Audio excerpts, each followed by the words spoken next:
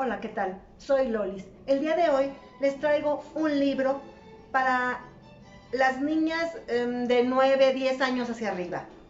Es un libro escrito por Karime Cardona Curi que se llama La Niña Invisible.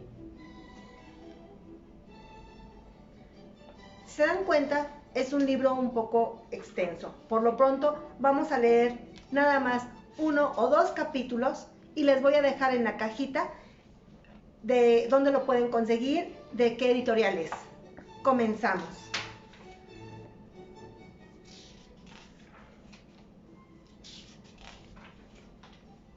Capítulo 1. Sobre la invisibilidad voluntaria. Tornarse invisible no es un arte sencillo. Hay que ensayar mucho la consistencia, cuidando no perder la esencia o los sueños en el trayecto. Podría pensarse que es tan simple como cerrar los ojos y no querer ser, pero en realidad implica mucho ensayo y error.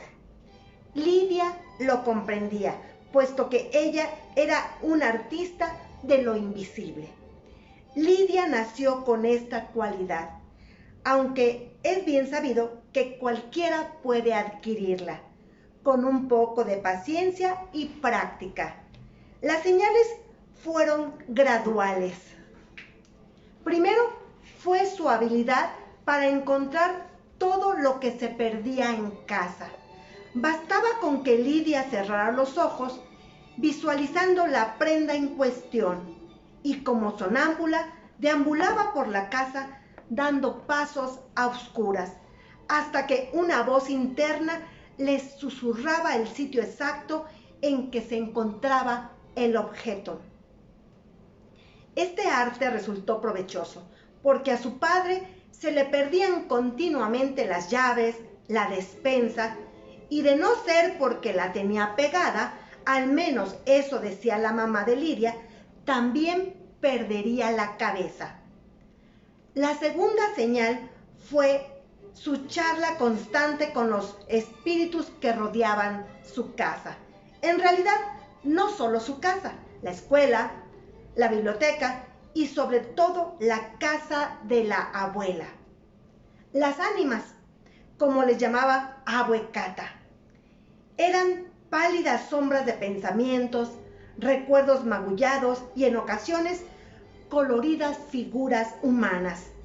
Y sí es verdad que algunos asustaban con su obscuridad llena de malos presagios, otros narraban historias muy interesantes, como el niño que le contó que durante las noches sin luna podía verse lluvias de estrella descendiendo desde el infinito, como copos de nieve rompiendo la oscuridad, o los gemelos poltergeist a los que les gustaban jugar bromas y tirar vasos de agua de las cómodas de la abuela. La tercera señal fue la más impresionante, porque tomó a Lidia desprevenida. Ahí estaba un momento, sólida y recién bañada, escurriendo agua y champú, y al siguiente ya no podía verse los dedos de los pies, ni las manos, y mucho menos la punta de la nariz. Se había tornado invisible por primera vez. Coincidió con el día de la tormenta. En realidad, no fue una lluvia formada por gotas de agua, sino por gritos y peleas de adultos. Lidia tuvo que volverse invisible para escapar de ella, ya que a nadie le gustaban los gritos, mucho menos cuando esto se convierte en entidades con vida propia, con pesadillas y lanzas que lastiman, no el cuerpo, pero sí los sentimientos. Lidia se alegró de estar invisible, aun cuando no había nadie en su habitación. Podía oír los gritos en el exterior, las voces sin cuerpo, de los que alguna vez fueron papá y mamá, y ahora parecían dos monstruos luchando entre sí por el dominio de la tierra.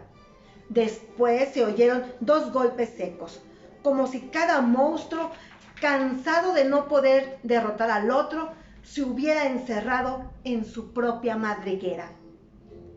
Cuando la casa, en un silencio que asustaba aún más que los gritos. Pero cuando la batalla titánica finalizó, Lidia se encontró con un nuevo problema: recuperar la visibilidad. Se sentía igual que si fuera ella misma, solo con un extraño agujero en el pecho, como si la soledad y la oscuridad del universo se le hubiera colado, comiéndose sus estrellas internas. Esas estrellas son las que hacen soñar a las personas. Con alarma buscó sus manos, sus recuerdos, sus ilusiones. La primera vez que alguien se vuelve invisible es muy peligrosa, porque las personas pueden olvidarse de quién son y quedar vagando por siempre en la nada, diluirse en el mar inmenso de la indiferencia. Incluso pueden adquirir un nuevo rostro, algo diferente al que tenían antes. Así que Lidia tuvo que darse a la tarea de recordar sus sueños y un cuento que le narraba su abuela cuando era pequeña. Había una princesa que vivía en las estrellas. En vez de corazón, tenía una supernova. Lidia le preguntó a su abuelita qué era una supernova. Abue le dijo que se trataba de una estrella que explota una y otra vez con furia, con tanta velocidad que podía reducir un planeta a cenizas o convertirse repentinamente en un hoyo negro. Cuando Lidia preguntó qué era un hoyo negro, Abue la desconcertó. Es una estrella tan oscura que no deja escapar la luz. Así que después de los estallidos llegaba la oscuridad. Así se sentía Lidia en ese momento, primero de invisibilidad, como si el corazón le estallara una y mil veces, dejando detrás pura oscuridad. Tardó un par de horas en recuperar su cuerpo. Lo primero, como antes, fueron las manos, tímidos dedos asomándose a la luz. Después regresó su cabello lacio y de color a la canela. Y al final, esa nariz pecosa que detestaba. Tal vez siempre vuelve a nosotros lo que más nos gusta primero, se dijo, contemplando en la oscuridad lo que antes era invisible, lo cual era un alivio, porque cuando no se domina el arte de ser invisible, es muy difícil abrazar a tu conejo de peluche consentido o incluso llorar.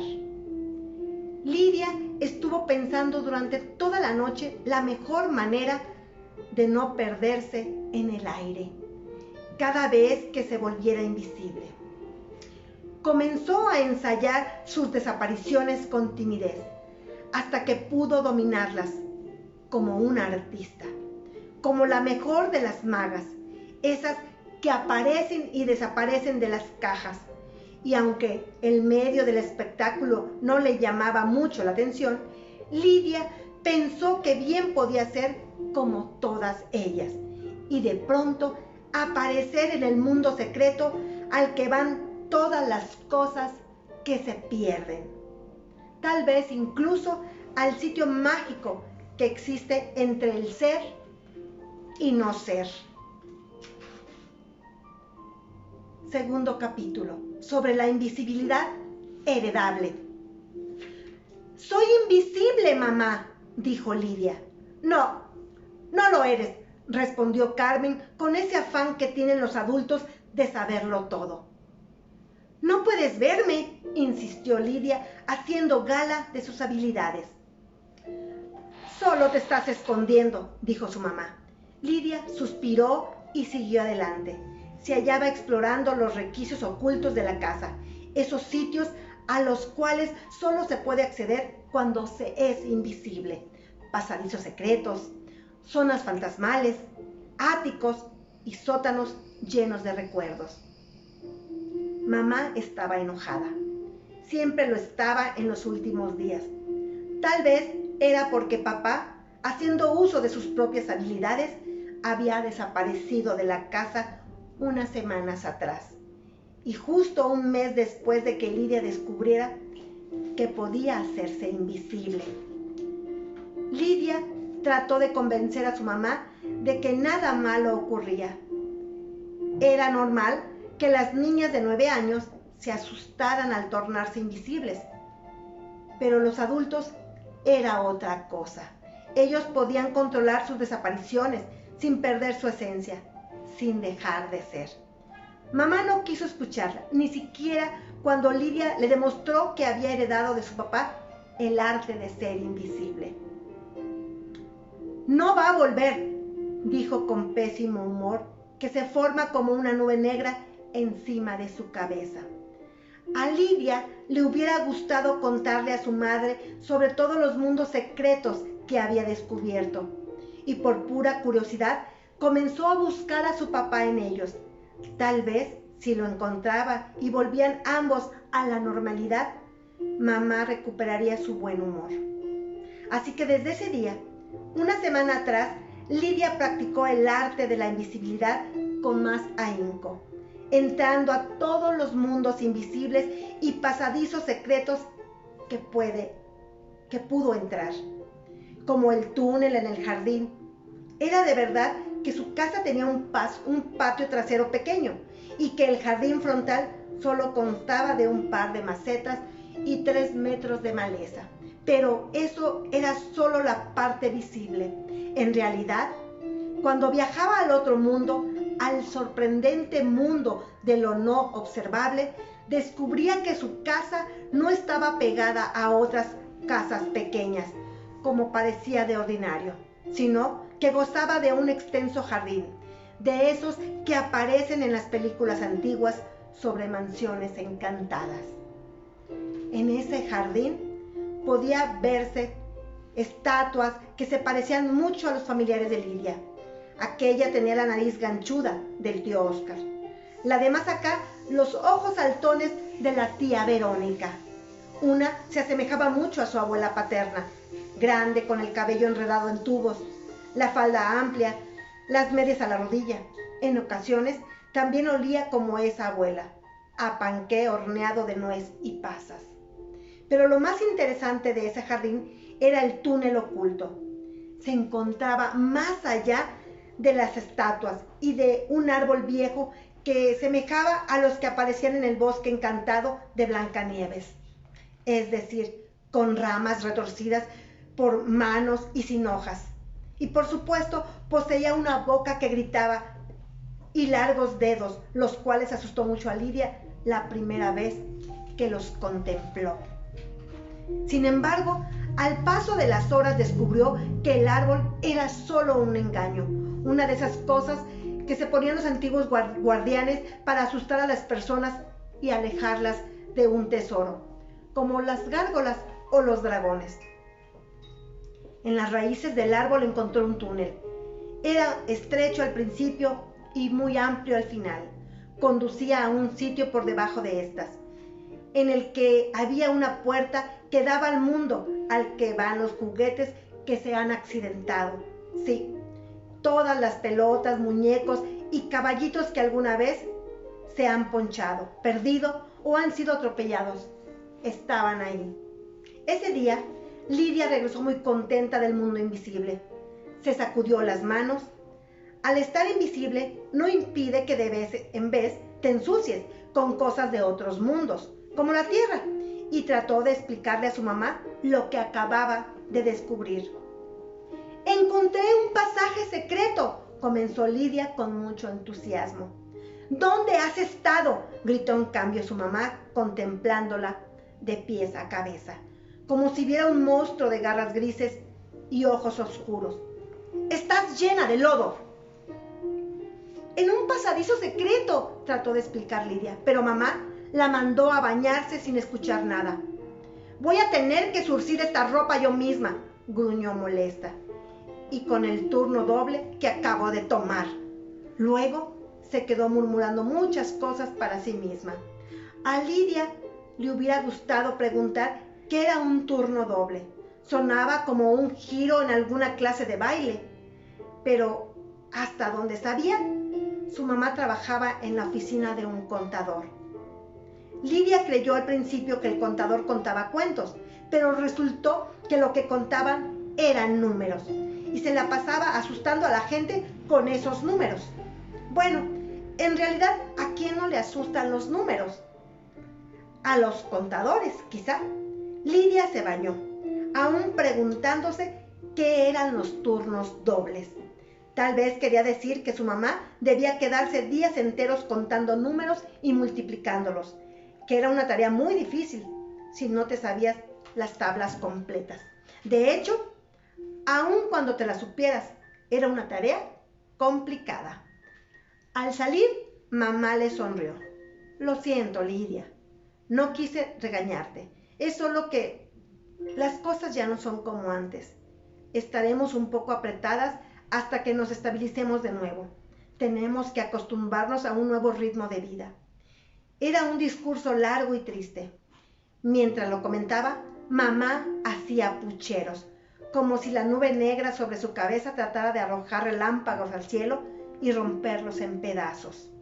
Le explicó a Lidia que, como papá ya no estaba, ella debía tomar las riendas completas de la casa. Quizá nos vayamos a vivir con la abuela por unos días, concluyó mamá. De otra forma, no podré pagar las cuentas. Cuentas de nuevo. A Lidia se le puso la piel de gallina. La casa de Abue era muy grande, llena de escondrijos, fantasmas y pasadizos secretos. Ahí jamás podría volverse invisible, no sin el riesgo de perderse. ¿Y si no quiero ir?, preguntó Lidia. Su mamá torció la cara. La nube encima de ella se volvió café tierra, semejante al lodo. Yo tampoco quiero ir, pero tu papá nos dejó en una buena cantidad de problemas. Lidia suspiró.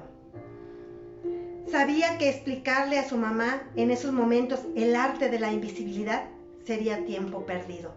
De nuevo, tenía esa expresión en la cara que hacía llorar a las flores y huir a los gorriones. Después, pensó que tal vez su mamá estaba enojada, no porque su papá hubiera desaparecido, sino porque ella no podía volverse invisible. Este libro, espero que si les gustó, lo consigan. Es altamente recomendable. A veces necesitamos entender la situación de la separación, tanto en uno como la relación que tienen los niños con esa pérdida. Hasta pronto.